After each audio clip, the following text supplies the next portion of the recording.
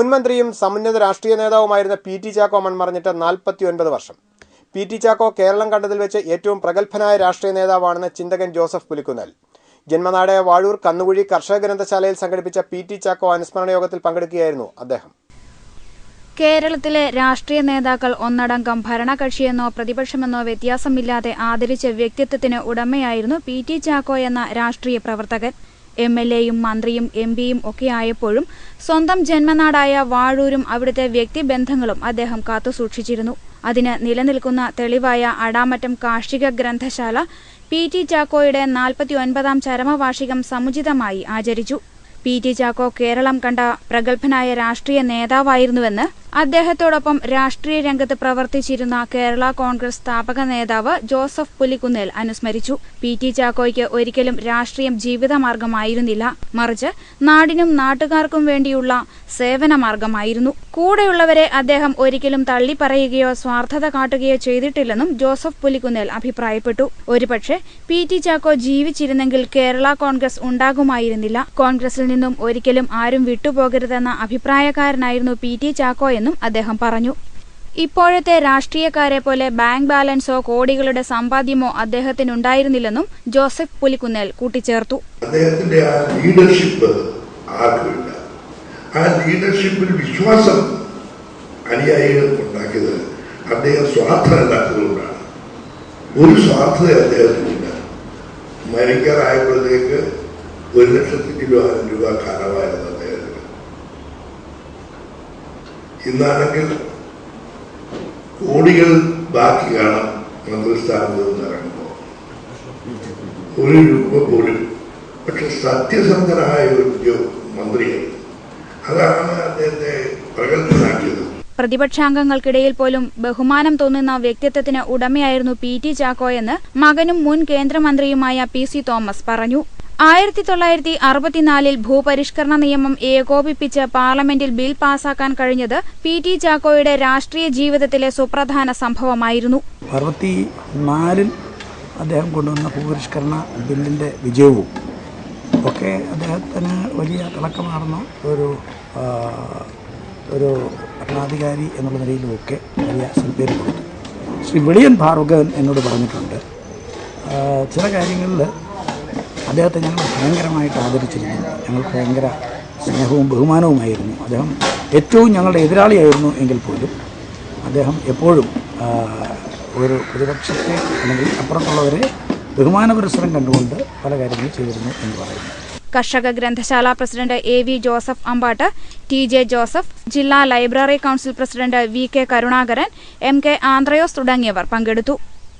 News bureau, Ponkunnam. പുതുപ്പള്ളിയിലെ ആശ്രയ ട്രസ്റ്റിന്റെ സാമ്പത്തിക സ്രോതസ് വെളിപ്പെടുത്തുവാൻ മുഖ്യമന്ത്രി ഉമ്മൻചാണ്ടി തയ്യാറാകണമെന്ന് ഡിവൈഎഫ്ഐ സംസ്ഥാന പ്രസിഡന്റ് ടി.വി. രാജേഷ് ആവശ്യപ്പെട്ടു. സോളാർ തട്ടിപ്പിനേക്കാൾ വലിയ തട്ടിപ്പാണ് ആശ്രയ ട്രസ്റ്റിൽ നടക്കുന്നതെന്നും ടി.വി. രാജേഷ് ആരോപിച്ചു. ആരോപണ വിധേയനായ മുഖ്യമന്ത്രി അധികാരത്തിൽ തുടരുകയാണെങ്കിൽ വഴിയിലിറങ്ങാൻ ഡിവൈഎഫ്ഐ സമ്മതിക്കില്ലെന്നും അദ്ദേഹം പറഞ്ഞു. കോട്ടയം കളക്ടറേറ്റിലേക്ക് ഡിവൈഎഫ്ഐ പ്രവർത്തകർ നടത്തിയ മാർച്ച് ഉദ്ഘാടനം ചെയ്യുകയായിരുന്നു ടി.വി. രാജേഷ്.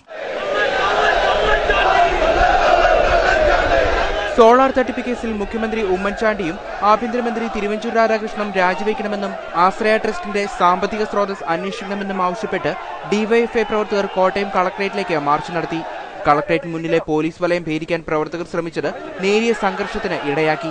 തുടർന്ന് നേതാക്കൾ ഇടപെട്ട് പ്രവർത്തകരെ ശാന്തരാക്കി.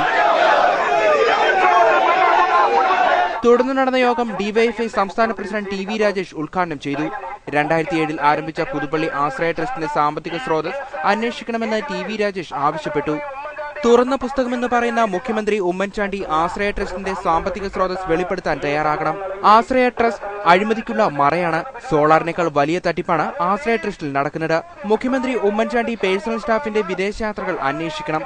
ഉമ്മൻചാണ്ടിയും തിരുവഞ്ചൂർ രാധാകൃഷ്ണനും രാജിവെച്ച് ജുഡീഷ്യൽ അന്വേഷണം നേരിട്ടില്ലെങ്കിൽ പുറത്തിറങ്ങാൻ ഡിവൈഎഫ്ഐ സമ്മതിക്കില്ലെന്നും ടി.വി. രാജേഷ് പറഞ്ഞു. കേരളത്തിലെ മുഖ്യമന്ത്രിക്ക് എന്തിനാണ് ഒരു സ്വകാര്യ ട്രസ്റ്റ്? ഇതിന്റെ സ്രോതസ് ഏതാണ് എന്ന് വെളിപ്പെടുത്താൻ കേരളത്തിന്റെ മുഖ്യമന്ത്രിക്ക് നട്ടെല്ലുണ്ടോ? ഡിവൈഎഫ്ഐ ജില്ലാ പ്രസിഡന്റ് പി.എൻ. ബിനു അധ്യക്ഷനായിരുന്നു. എസ്.എഫ്.ഐ സംസ്ഥാന പ്രസിഡന്റ് ഷിജു ഖാൻ, ഡിവൈഎഫ്ഐ ജില്ലാ സെക്രട്ടറി കെ. രാജേഷ്, ഷമീം അഹമ്മദ് തുടങ്ങിയവർ പങ്കെടുത്തു. News bureau, Kottayam.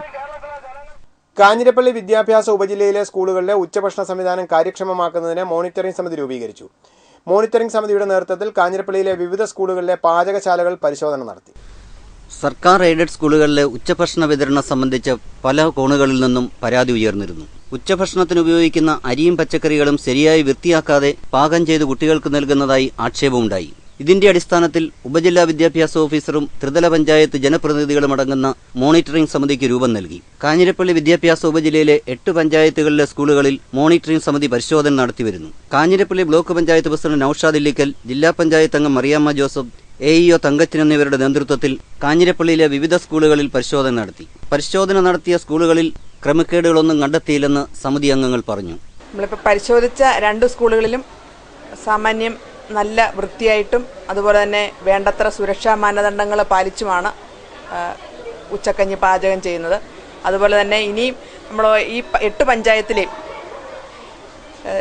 സെലക്റ്റഡ് സ്കൂളുകളിൽ ആദ്യ തവണ നമ്മൾ പരിശോധന നടത്തുകയും എന്തെങ്കിലുമൊക്കെ പോരായ്മകളുണ്ടെങ്കിൽ അത് പരിഹരിച്ച് വീണ്ടും തുടർ പരിശോധനകൾ നടത്തി നമ്മുടെ ഈ ബ്ലോക്കിന് കീഴിലുള്ള ഉപജില്ലാ വിദ്യാഭ്യാസ ഓഫീസിന് കീഴിലുള്ള LP, UP ഹൈസ്കൂളുകളിലെ മുഴുവൻ സ്ഥലങ്ങളിലും വൃത്തിയുള്ള ഭക്ഷണം കുട്ടികൾക്ക് കൊടുക്കുന്നതിന് വേണ്ട എല്ലാവിധ സംവിധാനങ്ങളും ഉറപ്പാക്കുക എന്നുള്ളതാണ് ഇതിന്റെ ലക്ഷ്യം. News bureau, Kanjirappally. ഓഗസ്റ്റ് 1 ലോക മുലയൂട്ടൽ ദിനം. മുലയൂട്ടി വളർത്തിയ മക്കളുടെ കരുണയ്ക്കായി യാചിച്ച് പള്ളിക്കത്തോട് കുറുങ്കുടിയിൽ സരസമ്മ കഴിയുന്നു. ഇത് സരസമ്മ, 73 വയസ്സ്. മനുഷ്യത്വവും മനസാക്ഷിയും മരവിച്ച 3 മക്കളുടെ നന്ദികേടിന്റെ കഥയാണ് സരസമ്മയ്ക്ക് പറയുവാനുള്ളത്.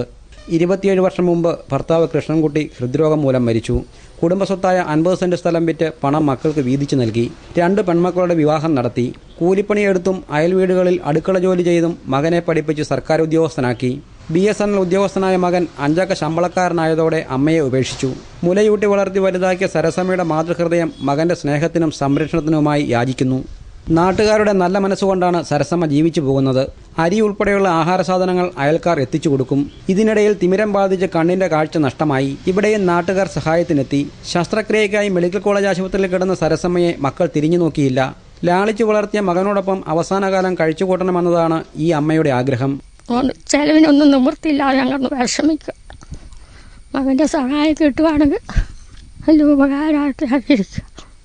മകൻ ഏക്കുമെങ്കിൽ മകൻ്റെ കൂടെ താമസിച്ചാൽ കൊള്ളാമെന്ന് ആഗ്രഹമുണ്ട്. ഇല്ലെങ്കിൽ എവിടെയെങ്കിലും വേറെ വല്ല സ്ഥാപനത്തിലും പോകണമെന്നുണ്ട്. നിരവധി ആരോഗ്യ പ്രശ്നങ്ങളുള്ള സരസമ്മയ്ക്ക് സ്വന്തമായി 4 സെന്റ് സ്ഥലവും അതിൽ ഏതു നിമിഷവും നിലംപൊത്താറായ കുടിലുമാണുള്ളത്. പലകയ്ക്ക് മറച്ച് ഷീറ്റിട്ട വീട് അങ്ങിങ്ങി ചോർന്നൊലിക്കും. വീടിനോട് ചേർന്നുള്ള പഴയ പെട്ടിക്കടയിലാണ് സരസമ്മയുടെ പാചകം.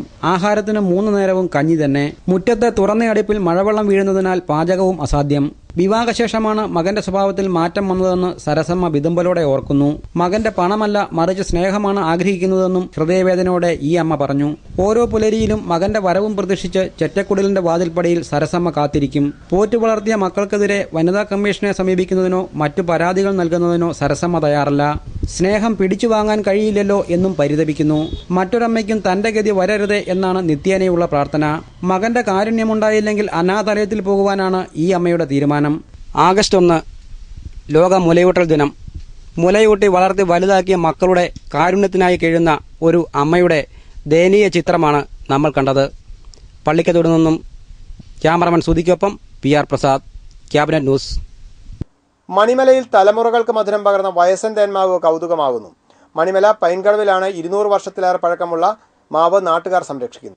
മധുരിക്കും ഓർമ്മകളെ മലർമഞ്ചം കൊണ്ടുവരൂ, കൊണ്ടുപോകൂ ഞങ്ങളെ ആ മാഞ്ചുവട്ടിലെന്ന ഗ്രഹാതുരത്വം നിറയുന്ന നാടകഗാനം മലയാളിക്ക് സമ്മാനിച്ച പ്രകൃതിയുടെ ശർക്കര പന്തലുകളാണ് തേന്മാവുകൾ. ഇത്തിരിപ്പോന്ന നാട്ടുമാമ്പഴം മലയാളി മറന്നു തുടങ്ങിയെങ്കിലും ഇന്നും നാട്ടുമാവുകൾ നമ്മുടെ വഴിയോരങ്ങളിൽ മധുരം കിനിയുന്ന ഓർമ്മകളായി നിലനിൽക്കുകയാണ്. 3 തലമുറകളുടെ ഓർമ്മയിൽ ഇന്നും ഈ മാവിനെ ഇതേ വലിപ്പത്തിൽ തന്നെയാണ് കണ്ടിട്ടുള്ളത്. 200 വർഷത്തിലേറെ പഴക്കമുണ്ടെന്ന് പഴമക്കാർ പറയുന്ന ഈ മാവിന് 300 ഇഞ്ചിലേറെ വണ്ണവും 90 അടിയിലേറെ ഉയരവുമുണ്ട്.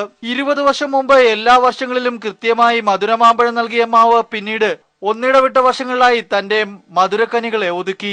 എന്നാൽ ഇപ്പോൾ 2 വർഷങ്ങൾ കൂടുമ്പോൾ മാത്രമാണ് മാവ് പൂക്കുന്നതും മാമ്പഴങ്ങൾ സമീപവാസികൾക്ക് നൽകുന്നതും. സ്കൂൾ വിട്ടുവന്ന പഴയ തലമുറ സൂര്യനസ്തമിക്കുവോളം മധുരമാമ്പഴങ്ങൾക്കായി മാഞ്ചുവട്ടിൽ കലബല കൂട്ടിയത് പഴയ ഓർമ്മകളായി മാറുകയാണ്.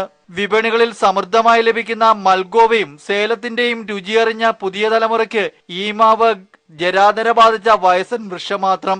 എങ്കിലും വിഷം കലരാത്ത മധുരമാമ്പഴം തേടിയെത്തുന്നവരെ നിരാശപ്പെടുത്താൻ ഈ വൃഷമുത്തച്ഛൻ ഒരിക്കലും തയ്യാറാകുന്നില്ലെന്നുള്ളതാണ് പ്രകൃതി രഹസ്യം. Prakash, news bureau, Manimala.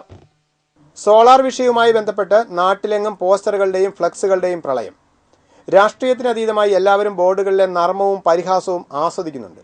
Solar അഴിമതി കേസ് വിവാദമായതിനെ തുടർന്നാണ് നാട്ടിലെങ്ങും രസകരങ്ങളായ ഫ്ലക്സ് ബോർഡുകളും പോസ്റ്ററുകളും കാർട്ടൂണുകളും പ്രചരിക്കുന്നത്.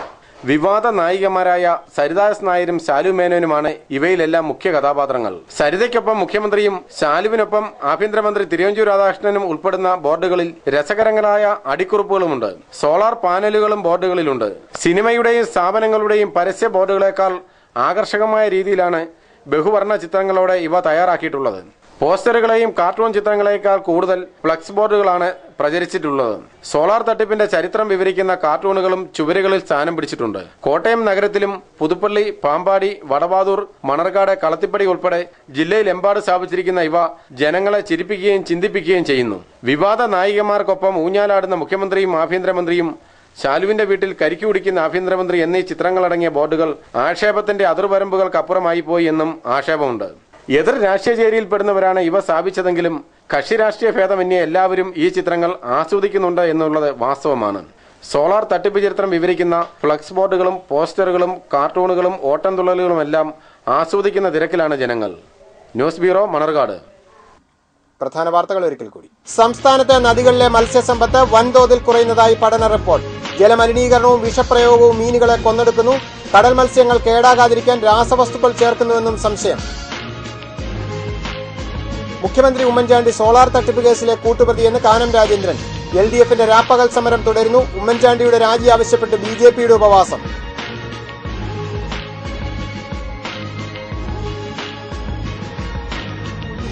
കെ ശിവദാസൻ നായർ MLA മർദ്ദിച്ചതിൽ വ്യാപക പ്രതിഷേധം. കോൺഗ്രസ് ആഹ്വാനം ചെയ്ത ഹർത്താൽ പൂർണ്ണം.